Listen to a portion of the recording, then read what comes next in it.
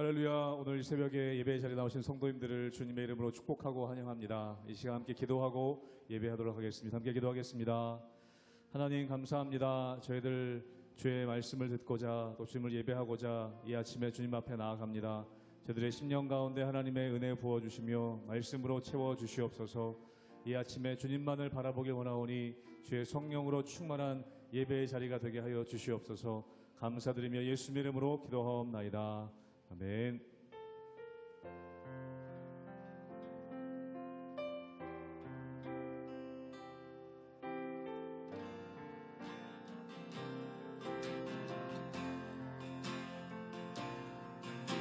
보혈을 지나 하나님 품으로 보혈을 지나 아버지 품으로 보혈을 지나 하나님 품으로 한 걸음씩 나아가. 한 번 더 고백합니다. 보혈을 지나 보혈을 지나 하나님 품으로 보혈을 지나 아버지 품으로 보혈을 지나 하나님 품으로 한 걸음씩 나아가네.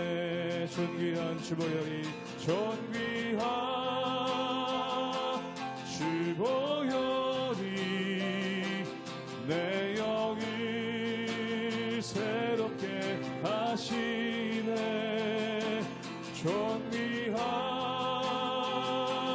주보혈이 내 영을 새롭게 하네. 보혈을 지나 보혈을 지나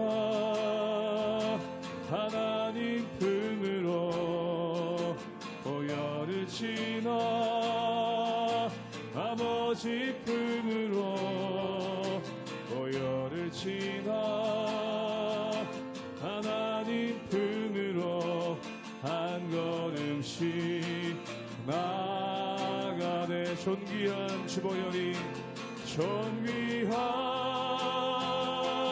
주보혈이 내 영을 새롭게 하시네. 존귀한 주보혈이 내 영을 새롭게 존귀한 주보혈이 존귀한 주보혈이 내 영을 새롭게 하시네. 존귀한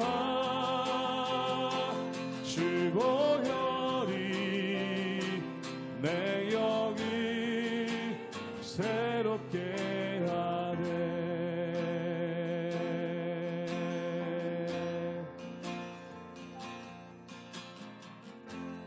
약할 때 강함 되시네. 나의 보배가 되신 주 나의 모든 것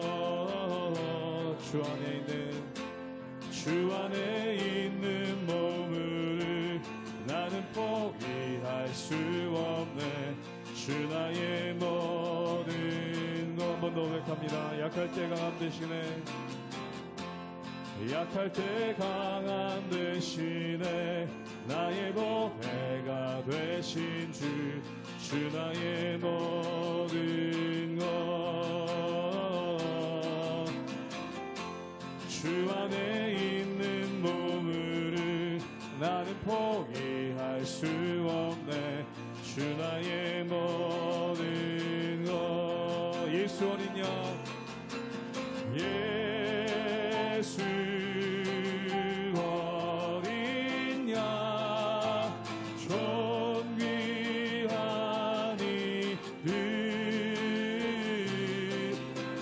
예수 어린 양 존귀한 이름 십자가 죄 사셨네. 십자가 죄 사셨네. 주님의 이름 찬양해. 주 나의 모든 것. 쓰러진 나를 세우고 나의 빈잔을 채우네. 주 나의 모든 것. 예수 어린 양 예수 어린 양 존귀한 이름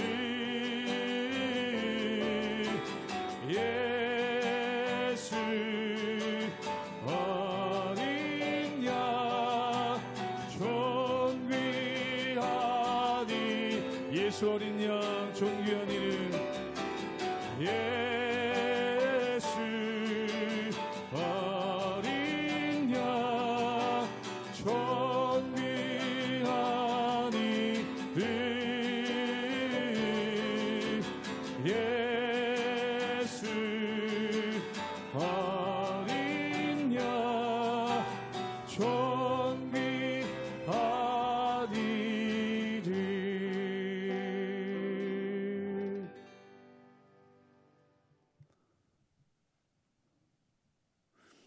할렐루야. 우리 하나님의 은혜와 평강이 우리 성도님들 삶 가운데 날마다 가득하시기를 주님의 이름으로 축원합니다.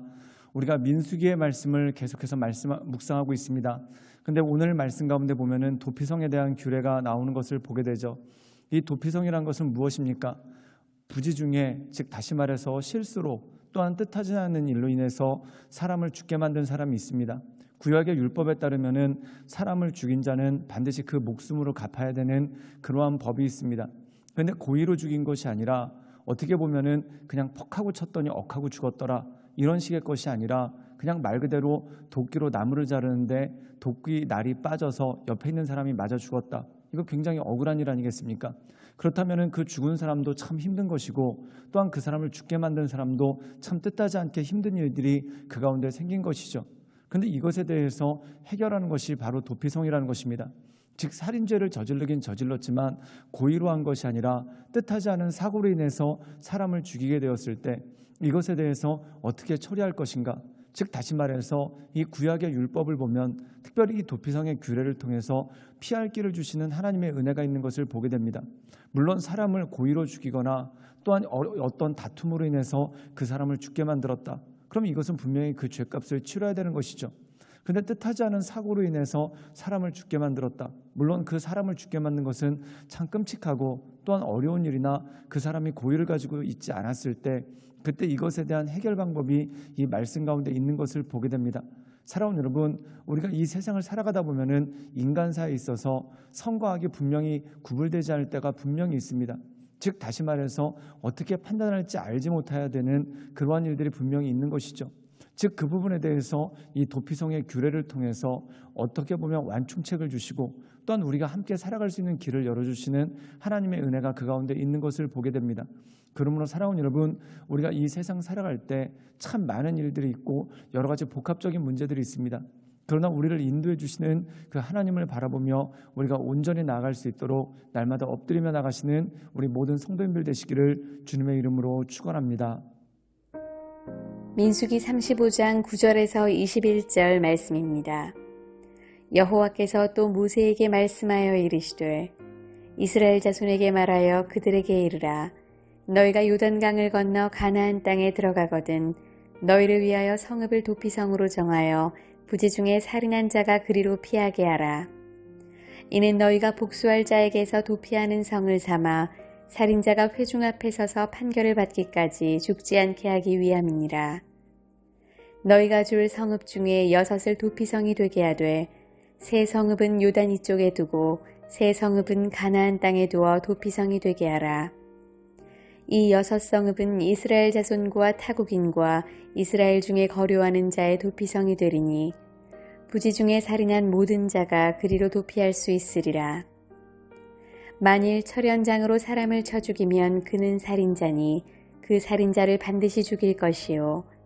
만일 사람을 죽일 만한 돌을 손에 들고 사람을 쳐 죽이면 이는 살인한 자니 그 살인자는 반드시 죽일 것이요 만일 사람을 죽일 만한 나무 연장을 손에 들고 사람을 쳐 죽이면 그는 살인한 자니 그 살인자는 반드시 죽일 것이니라.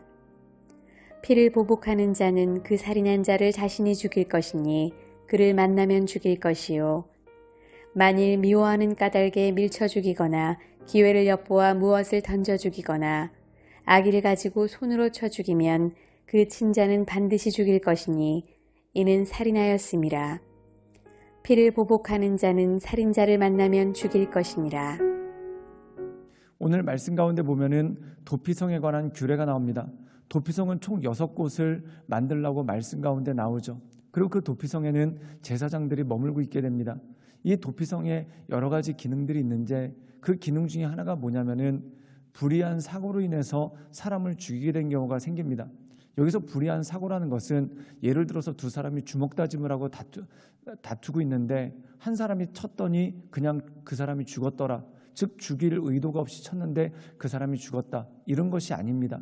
이것은 뭐냐면 어떤 일을 하다가 뜻하지 않은 사고로 인해서 사람이 죽게 될 때가 있습니다. 그렇다면 이 뜻하지 않은 사고로 인해서 사람이 죽게 됐을 때 어떻게 해결해야 될까요? 사실 죽은 사람 입장에서는 얼마나 큰 힘듦이고 어려운 일이겠습니까? 또한 이 죽은 사람의 가족들은 말 그대로 마른 하늘의 날벼락 같은 그러한 일들이죠. 근데 또 이 사람을 죽게 만든 사람 역시 고의가 아니라 뜻하지 않은 사고로 인해서 사람이 죽게 되었는데 이것을 어떻게 감당할 수 있겠습니까? 즉 다시 말해서 여기서 피할 길을 하나 주시는 게 있는데 그것이 바로 도피성의 규례라는 것이죠. 우리 함께 민수기 35장 11절의 말씀 읽도록 하겠습니다. 제가 읽겠습니다. 너희를 위하여 성읍을 도피성으로 정하여 부지 중에 살인한 자가 그리로 피하게 하라. 오늘 말씀 가운데 보면은 도피성에 관한 규례가 나오는데 이 도피성이라는 것은 일종의 감옥과 같은 것입니다. 사랑하는 여러분, 요즘에는 감옥이라는 것이 있죠. 그래서 여러 가지 법리에 따라서 재판을 하고 그리고 그 재판에 따라서 감옥에 얼마큼 머물러야 될지 그것에 대해서 결정을 하게 됩니다. 또 심한 경우에는 사형이라는 것으로 목숨으로 그 죄값을 치르게 하는 그러한 법조항이 있죠. 그런데 구약시대에는 그런 것이 없었습니다. 또한 특별히 구약의 율법은 눈에는 눈, 이에는 이입니다. 즉 다른 사람의 눈을 상하게 했으면 그 사람의 눈도 상하게 하고 또한 다른 사람의 이를 상하게 했으면 동일하게 상하게 하는 것, 이것이 바로 구약의 율법이죠. 또한 누군가를 죽음에 이르게 했다. 그렇다면 그 살인죄 역시 살인으로서, 즉 다시 말해서 자기의 목숨으로서 갚아야 되는 그러한 것이 율법입니다. 그런데 뜻하지 않게 사고로 인해서 사람을 죽일 때가 있습니다. 예를 들어서 길거리를 걷다가 돌을 발로 찼는데 그 돌에 지나가던 사람이 우연히 맞았습니다. 그래서 그가 죽게 되었다. 그럼 이것은 뜻하지 않은 사고가 되는 거죠. 또 일을 하다가 나무를 쓰러뜨렸는데 그 옆에서 일하던 사람이 그 나무에 깔려서 죽었다. 그렇다면 이것은 역시 뜻하지 않은 사고 아닙니까? 즉 뜻하지 않은 사고로 인해서 사람이 죽게 되었을 때 그 죽은 사람의 가족들은 참 마음이 원통하죠. 그렇다면 어떻게 해야 되겠습니까? 구약의 율법대로 이에는 이, 눈에는 눈으로 해서 그 사람의 목숨을 앗아가야 되겠습니까? 물론 구약의 율법대로 이 가족을 잃은 다른 가족들의 참담한 심정에 비추어 보면은 그것이 맞을 수도 있겠죠. 그런데 뜻하지 않은 사고로 인해서 다른 사람을 죽게 만들었다. 그럼 이 사람도 참 마음이 힘들어지는 건 아닙니까? 그래서 어떻게 하냐면 도피성으로 도망을 하게 됩니다. 그럼 이 도피성으로 도망하면은 그곳에 제사장이 죽을 때까지, 즉 다시 말해서 도피성에 갇혀 있어야 되는 그러한 모습이 그 가운데 있는 것이죠. 우리 함께 민수기 35장 15절의 말씀을 읽도록 하겠습니다. 제가 읽겠습니다. 이 6성읍은 이스라엘 자손과 타국인과 이스라엘 중에 거류하는 자의 도피성이 되리니 부지 중에 살인한 모든 자가 그리로 도피할 수 있으리라. 즉 고의로 사람을 죽였다. 그렇다면 도피성에 갈 수 없습니다. 또 예를 들어서 싸움을 했는데 싸움을 하다가 그 사람을 때려 죽게 했다. 근데 내가 고의로 때린 것이 아니라 그냥 겁을 주려고 때렸는데 그 사람이 죽었다. 이건 고의가 아닙니다. 정말 말 그대로 사고로 죽은 사람들에 대해서, 사고로 사람을 죽게 한 사람에 대해서 이 도피성의 효용이 있는 것이죠. 그렇다면 이들은 도피성에서 무엇을 합니까? 제사장이 죽을 때까지 거기 머물러 있어야 됩니다. 일종의 감옥과 같은 기능을 하는 것이 바로 이 도피성이라는 것이죠. 사랑하는 여러분, 이 도피성을 통해서 주시는 것이 무엇입니까? 율법의 유연성입니다. 여기서 유연성이라는 것은 코에 걸면 코걸이, 귀에 걸면 귀걸이, 그런 뜻이 아닙니다. 또한 나랑 친한 사람이 하면은 용서가 되고 나랑 안 친한 사람이 하면은 용서가 안 되는 그런 것들이 아닙니다. 즉 다시 말해서 고무줄 법률이 아니라 이 율법이 굉장히 엄격하게 적용되는데도 불구하고 거기에서 예외 조항이 생길 때가 있다는 거죠. 즉 다시 말해서 그 예외 조항이 없이 법이니까 그냥 너는 죽어라 이런 것이 아니라 이 예외 조항 가운데 피할 곳을 두시는 하나님의 은혜가 그 가운데 있는 것입니다. 즉 율법의 목적이 무엇입니까? 사람을 심판하고 또한 사람이 죄를 받게 하는데 1차적인 목표가 있는 것이 아니라 결국 원만한 공동체를 이뤄갈 수 있도록 하는 것, 또한 억울한 사람이 없도록 하는 것에 있어서 이 율법의 효용성이 있는 것이죠. 즉 다시 말해서 하나님은 어떤 분인가? 우리가 함께 살 수 있도록 그 규칙 가운데 임하시고 또한 우리가 모든 사람들이 하나님의 은혜 가운데 나갈 수 있도록 만들어주신 것이 바로 목적이라는 것입니다.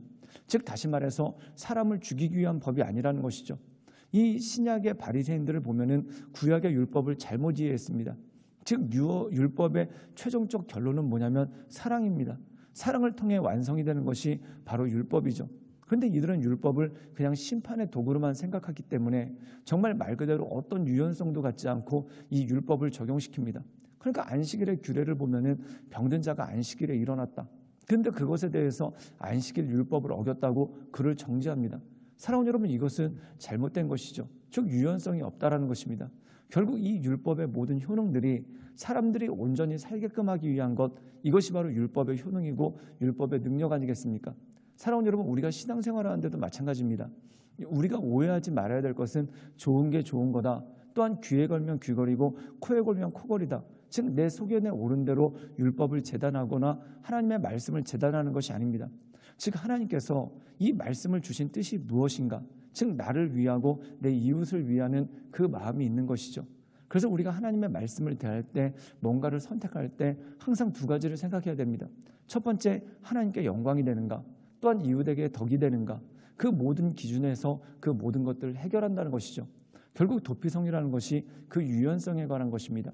그러므로 사랑하는 여러분, 우리가 이 세상 살아갈 때 참 이것은 이것이고 저것은 저것이다 라고 할 수 없는 것들이 참 많습니다. 그런데 그 모든 것들 가운데 하나님께서 과연 기뻐하시는 것이 무엇인가? 또한 공동체에 유익을 끼치는 것이 무엇인가?